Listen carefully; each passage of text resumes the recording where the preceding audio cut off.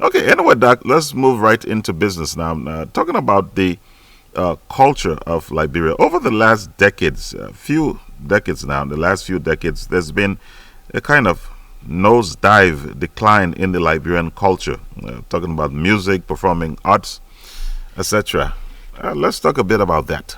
Okay. Before we do, first of all, would like to say thank you very much because, as you know, for the past 1 year, you with Decanty Artist Theater to provide civic and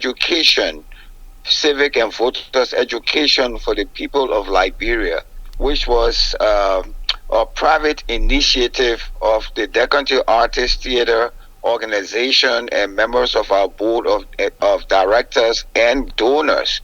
And you were very, very helpful, especially with respect to accommodating us, even if we didn't have the money to do so. You were always there, and I'm very happy that we got a very beautiful, satisfactory result from the election that was held in Liberia recently. So thank you very much for that. And now we can proceed to what your concerns are about the nosedive decline in the Liberian culture over the past, you probably want to say over the past 4 decades, Right, right. to be more precise.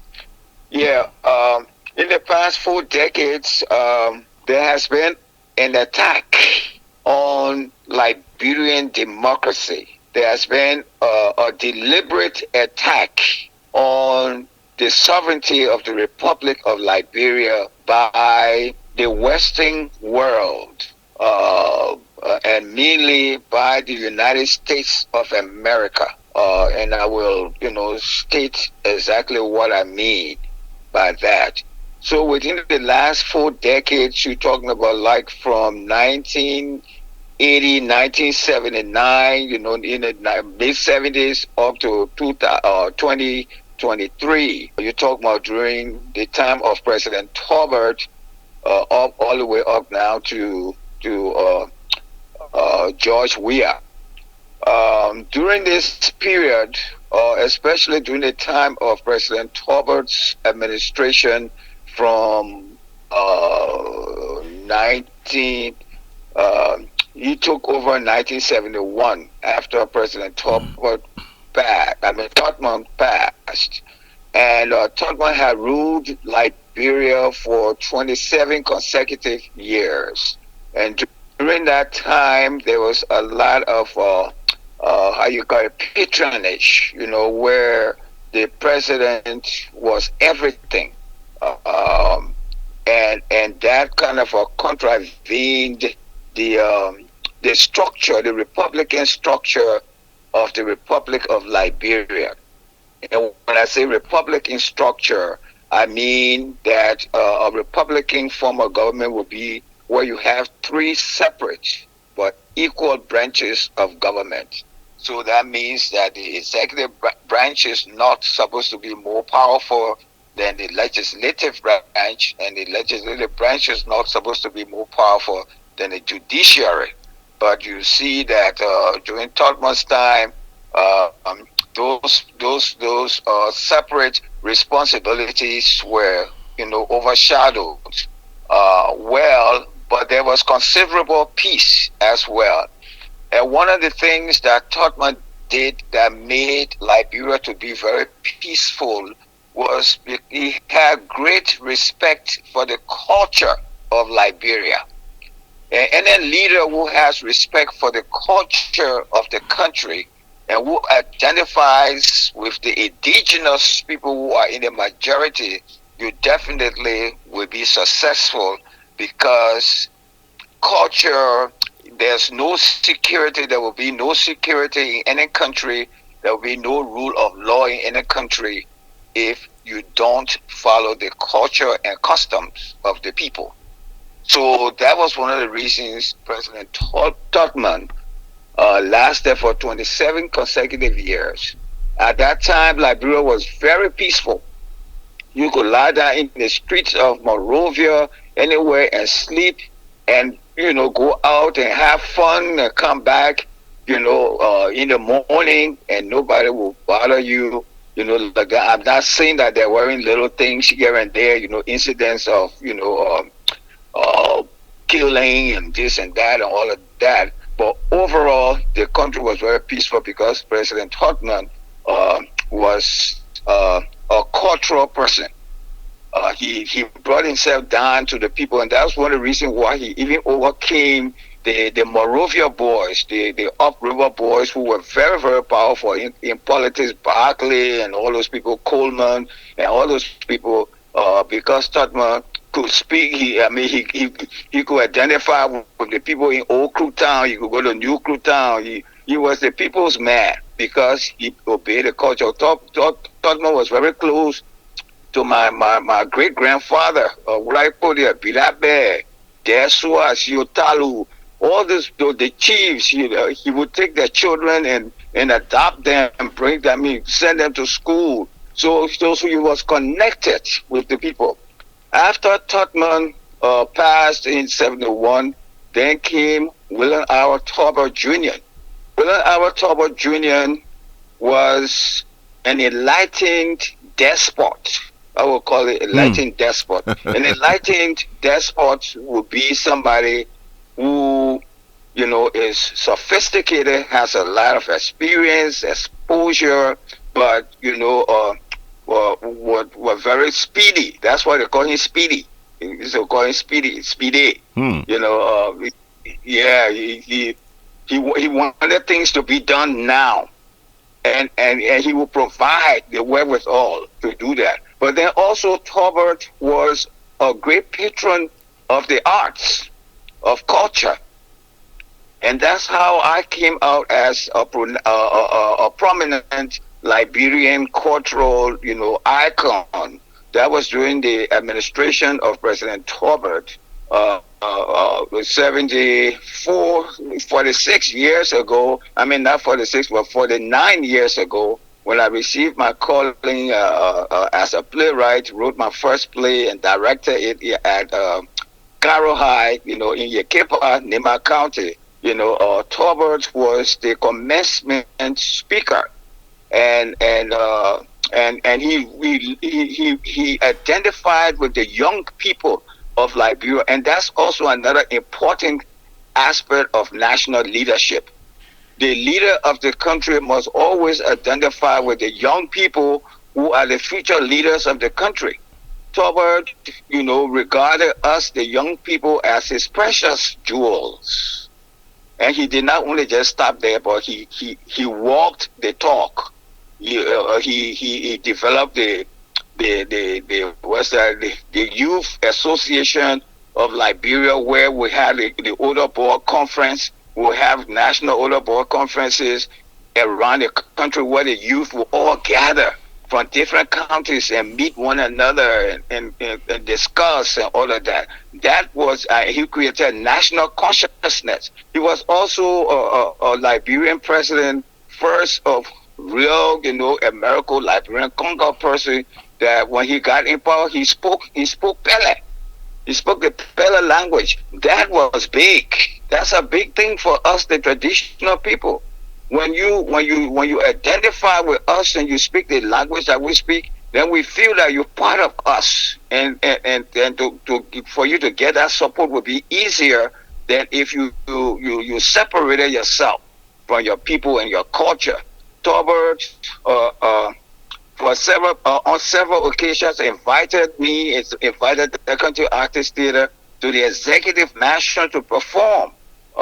He invited presidents from different countries, and he would tell them, say, "Look, I got this young man who is very brilliant. I want for you to see his production." And we will perform at the Executive Mansion Theater. They have a theater there in the Executive Mansion. But from the time Tolbert died, that just went, to waste. Why? Because the people that followed were not really, really called to national leadership. They came with vengeance. You see, they came with a lot of stuff. But before I get to that, during Tolbert's time, even Tolbert, whenever he traveled, He would either take the National Cultural Troupe, or he would take the University of Liberia Chorus. He would take the University Chorus, or he would invite that country artists. He would invite cultural ambassador. So he had a proliferation of different cultural groups emerging in the country because the president of the country was the patron of the arts, and that through that expression. For instance, when he launched the National Fund Drive for the liberation of Southern Africa, you know, I wrote a play to support his policy. Wrote a play called Chains of Apartheid to educate the Liberian people about the viciousness of the apartheid system, and that made headline was, it made headlines, and that was one of the reasons he invited that country artists to the mansion so that we could perform for the other heads of state to see. He did not only stop there. When he saw that the performance was great, we even did it did the same performance in Freetown at the State House. Wow. S.R. Kromah and the Liberian ambassador was there. He saw the play and he sent a telegram to the president and said, Mr. President, you ought to see this play that the University of Liberia students called their country artists are doing. I mean, this is promoting you, so you need to connect with them. So he knew the importance of using the arts to promote government propaganda, government information, government policy. You see, so these things are very important. But when Tolbert passed, and why I say America is part of what we're going through today, is that President Tolbert, the Liberian people have it wrong and think that it's just the AFL, the Armed Forces of Liberia, or the Crown people, or whatever it is that went and killed Tolbert. It wasn't the people that did that. That was a planned thing. And why did they do that? I will give you two reasons why they did that. One, President Tolbert was so widely known around the world. President Tolbert was president of the World Baptist Alliance, which Jimmy Carter is a Baptist man. Jimmy Carter was president at that time. President of the World Baptist Alliance. He was president of the Liberian Baptist Alliance. He was president of the Republic of Liberia, and he was chair of the OAU, and he was spearheading the liberation movements in Africa. He was outspoken. They didn't like that, so he died. He was killed when he was chair of the OAU. That's when they killed him. So Liberian people need to get their story straight and to understand that those things that happened, it didn't happen with those locals and enlisted men. They just forced those people in. Even at some point in the testimony, I think Mother Victoria Tolbert, it's reported to have said that she saw the people that were trying to kill her husband, they look white. They were not black people. They look white. Okay. Now, the second reason is that after that happened and Doe got in power, that's why they gave him so much support. They gave him so much support with, Reagan and all of that. They gave Doe a lot of support because the whole thing that happened in Liberia was a CIA operative. It was a CIA operative. But it didn't stop there.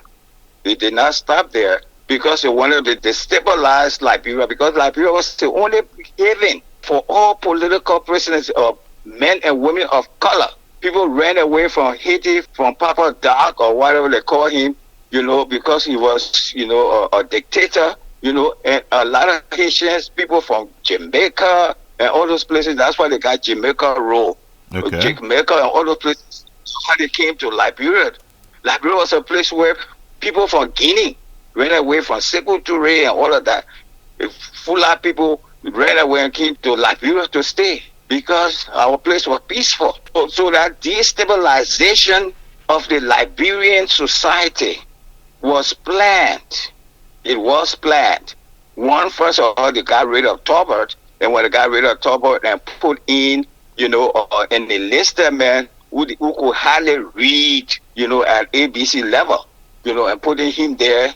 But he was a very smart man. I must give him credit for that. Joe was very, very smart, and he wanted to learn. But then he fell in the hands and at that time they also did that because at that time in the 70s, there was this group of young intellectuals, Sawyer, Dew Mason, Famule, Ellen that were Johnson. very Johnson, Sally. They were fascists. They were people that supported communism, fascism, those kinds of ideas that that are not connected with our African history and culture. And they did so much. They did a lot to make a lot of noise. Of course, out of that noise came the idea about multi-partyism and all of that. But it was not controlled. They did not have a structured operation or scheme or agenda that they could have controlled. Everybody wanted to be his own Mao Zedong. And that created a lot of confusion when the coup took place. Because when the coup took place, two of them were caught in between Tipote and Sawyer and Dew Mason and Famule and Ellen Johnson Sirleaf and all these different people with their different ideas. They were confusing the people initially. That's why they called George Bullard and what's that, Bacchus Matthews and all those people were socialist oriented.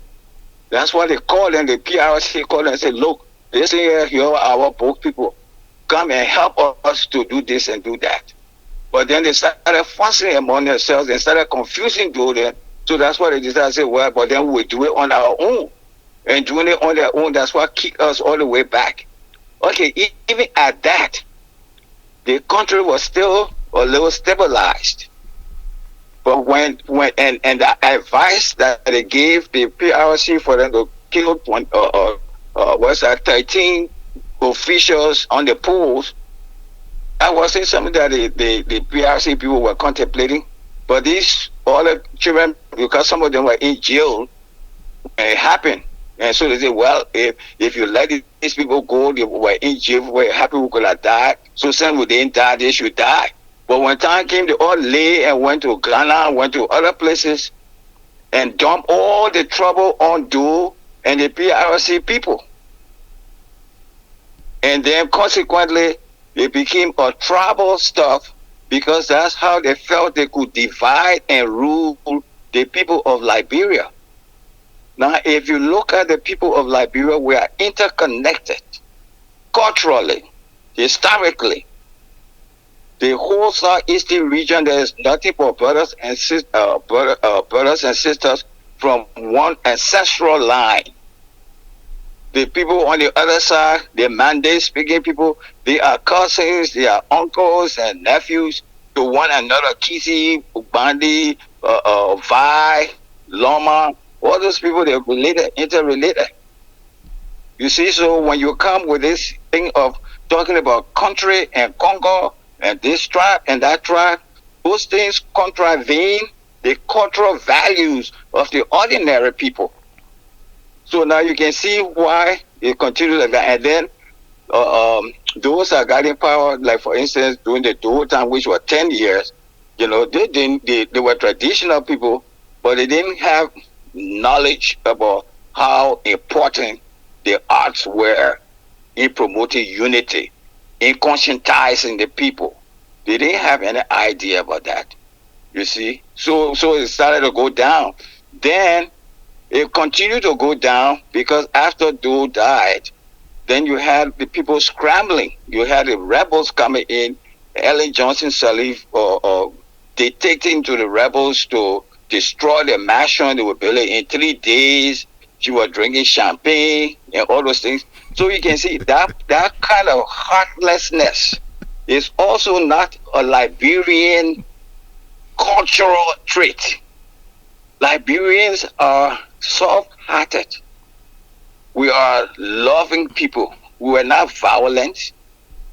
That level of violence that were introduced in the country simply because people wanted to come to power to ransack the coffers of the country that got us backward today. That was not our Liberian culture. And until we can really go back to it, it will be a problem. Now, the thing that I say about America also is that here in the United States of America, when somebody breaks jail, they send troops all over the place to go and collect the person. So how come the child stealer broke jail in America? He was left to go free. He traveled to Ghana. He did this. Went to Libya. Galvanized all the support that he would get to go and destroy that country. America was sitting right there. Here in America, when somebody breaks jail, the next day they got you. So it was intentional because destabilizing Liberia, which is the cradle of African independence and self-rule, will put us backward and also make the black race to look back. That's why even when ECOMOG came in, ECOMOG did an excellent job to push the warlords to the corner for them to do the ceasefire and for them to continue on the roadmap, to restoring democracy. But when UN came in to undermine ECOMOG because they came in to only defend Mrs. Salif because she was a favorite of the Western world. Now that's also another issue that is affecting the country. It's affecting the country because we have people who want to rule Liberia, but they're not Liberians. Because they don't think Liberian and they don't know Liberian culture. To the extent where Mrs. Salif in 2008 bulldozed, demolished the National Cultural Center of Liberia. At Kennedy. And did not stop there. She did not stop there. She sold the land to a foreign businessman. The National Cultural Shrine of a nation is no place for anybody to mess with. But she did. And all the people in the House of Representatives and Senate and the judiciary and the executive branch, all that, everybody sat down there to see the woman destroy our heritage and our history right before our eyes. Now, do you know what that means? If Liberian people don't know, I need to tell them now for them to understand. What she did was a big curse on the nation. Our forefathers are rolling in their graves. Baltimore is rolling in his grave. Jangaba Johnson rolling in his grave. All the people that established that center. Totman Savage is rolling in his grave because it was established during Totman's administration. And what did it mean? It was a symbol of national unity. At the cultural center, you found artists from all over Liberia. It was also a reservoir of our cultural heritage. You could go there and ask a traditional Pele artist about Pele history, about Pele dance, about Pele music, their way of worshiping. It was a place for research. It was a place if our children ask us, oh, daddy, granddad, where you come from, or why you do this or that, we will say, come, let's go to Kennedy so you can see some of the things for yourself. So to do that kind of thing that woman did, which is internationally, is a crime. It's a crime when you destroy the history and culture of our people. It's a crime because what are you doing to them? The same thing the slave masters did to the slaves when they took them was to strip them of their culture, their language, their history, and everything. And you got black people here, millions of black people here in the Western world who are lost.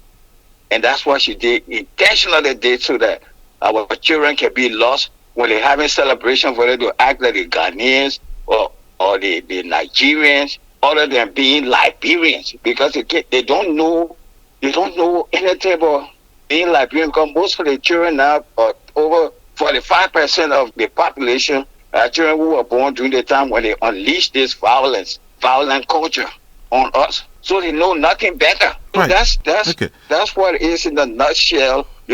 Why we're going there. So our country is under attack. Okay, our culture is under attack. Now let's look at how to redeem the country. I know it's going to take years. It's not an easy thing, but what should Liberians do to try to redeem this thing? Okay, you're talking to the right person. And you know why I say you're talking to the right person? Because I'm a traditional Liberian. I may be educated, I may be doctor, this and that. But first and foremost of all, I'm a traditional Liberian man who can speak his own language. I can speak Crown, I can speak a little bit of Gbaba, I can speak a little bit of Crew, I can speak a little bit of Bassa. Why? Because my ancestors were from a royal background. And part of being a royal background was they pass on the history, the beliefs and norms onto you. I was born in Morovia. I grew up speaking English. My mom said, "Hola, crack, on se bon de kana on yema." So I grew up wajibu. Yemo nyong banyo. She was telling me otherwise. She said, "I don't want you to get lost. If you cannot speak your language, then you are a lost individual. You are a nobody." She said, because that language is what will distinguish you as to which Liberian you are. That language.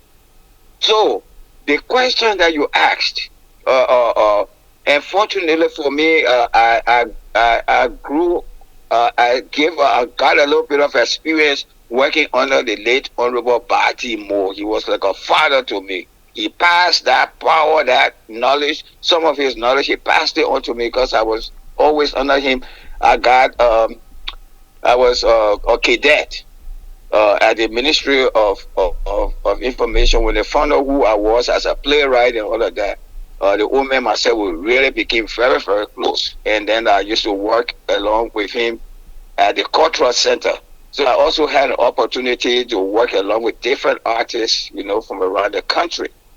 And when I graduated from college, he was the one that wrote my letter of recommendation for me to go to the School of Theater, University of North Carolina, in the United States. So I received that blessing from him. And what I know we should do as Liberian people, as you can see, you saw some of the things that I do with the children, the youth, their country artists, when I do chapter and the Drupal chapter. Right. The first thing that I do is I make them to do research on who they are, where they come from, what family you're from, what village you come from, how did they get to that village. So one of the things that we can do, and you're asking a good question, is that this year I'm celebrating my 49th anniversary as a playwright, a cultural icon in Liberia. Congratulations. I've been away from Liberia thank you, for over 20 some years. I've been away because of the same nonsense that's going on in the country. But I'm determined to return, to work along with the youth of the country, especially the decorative artists, peace advocates. Those children are so trained and so well behaved, and they are prepared. They don't want violence anymore in the country. So we are prepared to go from county to county to promote peace and reconciliation through the performing and visual arts, through music, through dance, through literacy. Those are the kinds of programs that should be encouraged right now in Liberia. We should be talking about peace. We're trying to introduce that during Weir's time. Unfortunately, the children were just too unfocused. You're talking about peace. How can you be in power and somebody comes to you and say, "Look, I want to help you to promote peace in our country. I want to help you to educate the people on who they are so that we all can work together," and you say no. Because they gain relevance through violence. So I'm glad that the Liberian people listened to what we had to tell them that look, this thing here, if you don't want to suffer, you must make a decision at the polls, non-violently. And fortunately for us, God heard our prayer and we had a non-violent, election. And what I can do as an individual, along with my supporters and donors and everybody else, is that we are definitely going to sit to talk with the, the, the upcoming government, to let them know how we can assist. And part of that will be one, that we will have to work out the national curriculum of the country so that our cultural norms and values are inculcated in the educational system, so that children go to school and they get to learn about the history and like for instance, children in Maryland County should do courses that will teach them how to speak Gribble, will teach them who the Gribble rulers were, the kings were, the leaders, or all the different cultural things that they have there. But how did the idea about Obudio come about? What is there Obudio? What are the things that they do? What are the rituals that they carry? Those are things that people in each of the different regions should be learning about their regional, traits, their regional characteristics, and all of that. It's very important. And then also the reason you see a lot of Liberians, so-called educated Liberians, they come here in the States to see all the development here, but when they go to Liberia, they change overnight and become rogues, is because they don't know their culture. They don't know their culture. Because in our culture, you are rushful gardener. When you are coming up in Kepamas, you'll say, oh, that gardener boy. So first of all, you don't want for people to say anything negative about your family, because it will be the whole family. These people these days, because they don't know their culture, or they don't care. They don't care. They flamboyantly steal money and this and that. Well, we'll have a go chase and they go right before they see people that depriving of services to go walk over them like the lords of the people instead of being servants of the people. That's against our culture. That's against our culture. In our tradition, when you are a leader, you let the people eat. When you don't just eat and the people be hungry. No, people, so they can walk behind you. You're not feeding the people, they're hungry. You're God full. Then you dancing buka or whatever it is you're dancing. And you think the people will eat. Okay. Now, Doug, let's remind our people that we are in conversation with Professor Dr. Joseph Gbaba on the line from Pennsylvania, the USA. He's the head of the Decanty Artist Theater. And we're talking about the Liberian culture, how to reawaken the Liberian culture. And so, Doc, time is not very much in our favor. Let's touch a bit on what appears to be a deliberate targeting of the Kwa region with birth control. Birth control? I don't know. Now, let's just lay a premise here.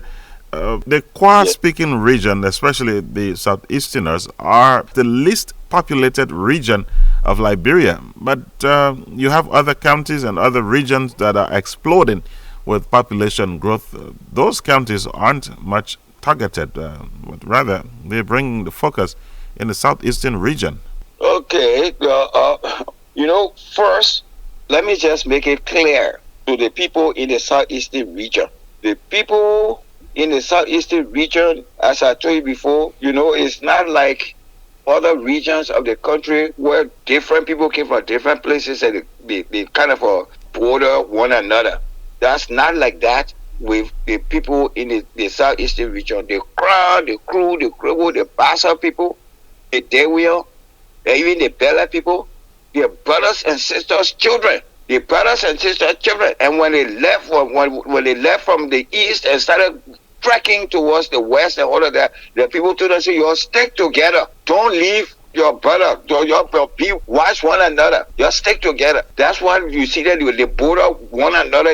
They speak this almost the same language. I think they do a lot. They have a lot of cultural characteristics in common. Not only that, but we are also part of the remnants of ancient African Jews. That's why we got high priests and the Buddhists and things and the background and things that we got and our ancestral worship we used to do on Mount Jide, the Putu Mountain and all of that. Now, Those things are things that we inherited. Exactly, to a point. Today, modern Liberians and even among Southeasterners, they see that as witchcraft and voodoo and discourage people from, observing those rites. Okay, now that's some of the bad luck and the curse that on our country. That's why, as I said before, the Westerners come with their idea about quote-unquote Christianity. Because first of all, the Christianity that they preach is different from the Christianity that was established by Jesus Christ or black man in Africa. The Christianity Jesus will be our brother's keepers. How many Westerners are their brother's keepers? You go to the house, they give you newspaper to read. That's not what we do in our culture. Christianity is an African religion. It's an African religion. Christ talked about sharing. See how selfish the people are. They use Christianity, the Westerners use Christianity to infiltrate our spiritual system. Because it's within the spiritual system that man is solely and seriously connected with his immediate environment. He receives that power directly from God based on the method that he inherited, the method of worship that he inherited. So when you come and tell me that I'm doing witchcraft, but here in America they got Halloween here where people do all their witchcrafting, the way they talk about the witches, then you come to my country and you tell me that what I'm doing, that my ancestor passed on to me is witchcraft. And they tell you, the mask, you must go take the mask and throw it away. But they have cultural festivals here and wear masks. But you telling me that powerful masks that we inherited from our ancestors thousands of years old, we must sell them to you. And they take those masks that have so much power in them and they bring them here in the West and put them in their museum. You see what I'm talking about? So I'm glad I got the opportunity to talk to all the people, all the Buddhists, all the backgrounds, everybody, those who are even part of the poorer society. Don't ever encourage that anymore. Don't destroy any of our cultural relics and valuable items. Because you say you're supposed to be Christian, you're supposed to be born again. If you're born again, be born again by yourself. Don't put your hand on anything that we inherited. And that's something that the government of Liberia should pass law about, that nobody come to Liberia again to come tell us, throw this thing away because it's satanic. The mask, the glare, we call it glare. Then you say devil. You say devil because you got to give it a derogatory stuff so that we can say, this is bad thing. But those were the things that made us to be very strong, to be who we are. The qui, the Niji, the ball, society, all those things we have. Those are things that made us who we are. That's why we still got some of those things there, irrespective of the fact that Africa was colonized. So it's very, very important that I make it clear to every Liberian. Don't let anybody fool you and tell you that because you believe in ancestral worship or ancestral spirits that that's the devil and this and that, because they want to take your power from you. They want to take your ability to be self-confident from you so that they can use you like a slave, like the way they did to the black people here in the West. So it's very, very significant that people understand that. Now talking about, family planning. Family planning in our tradition, in our culture, to have planted children are blessing. That's what we consider wealth in our culture. A man that has many sons, he will have many farms, he will have big farms, he will help you to become wealthy. He will be able to, the town will grow. He will bring women from other places to marry the women, to have children, and our legacy will continue. So nobody should tell you if you're not able to support your children. That's something because we're in the body daytime and all of that. But having children is a blessing. Whoever want to plan their family thing, let them come here to America come to other places to come plan a family because they got people here who can't take care of their children. So they need that kind of stuff. But for us, we need our children because it's a blessing to Okay, have Doc. children. That's part of our wealth. Unfortunately, time has caught up with us. I know you're very busy with your 50th anniversary, which is coming up. Am I correct? Yeah, the 49th The 49th anniversary. And then anniversary. also you promised me that you'll be a global announcer here so that what I just said could have been interpreted in global because I wanted my people to hear what I'm saying to them. And for them to know that the beliefs that they have, they must keep those beliefs. And don't let nobody think you can be your Catholic, you can be this, you can be that. But don't touch our culture. We'll definitely try to follow up on it and have the Grebo team do some translation. We want to say thank you very much as usual, Doc. And of course, we'll definitely plan a sequel to this. I look forward to it because, also, as you know, I want the people to know that we are raising funds right now here in the United States because I want to return to Liberia to establish a school of the performing and visual arts and Center for Peace and Cultural Studies because I want our history and our culture to be taught in our schools. I want our history, our languages, and for people to do courses in Grebo, Kru, Kra, to even receive degrees in Grebo history and culture. And all those kinds of things. We need those kinds of things. So I need all the support I can get from every Liberian, whether here in the States or back home in Liberia. We need to build our cultural center back. We need a cultural center in Liberia. We cannot be Liberia, we cannot be traditional people, and we don't have anywhere to go to commemorate the memories of our ancestors and all of that. Who does that? The people here in America, they safeguard everything that the ancestors pass on to them. Then they come to you and tell you that your own is devilish, is for the demon. You must destroy it. And you go and you destroy it. I don't want to see that happening anymore. Okay, Doc. In Liberia. Thank you very much. That was Professor Dr. Joseph Gbaba.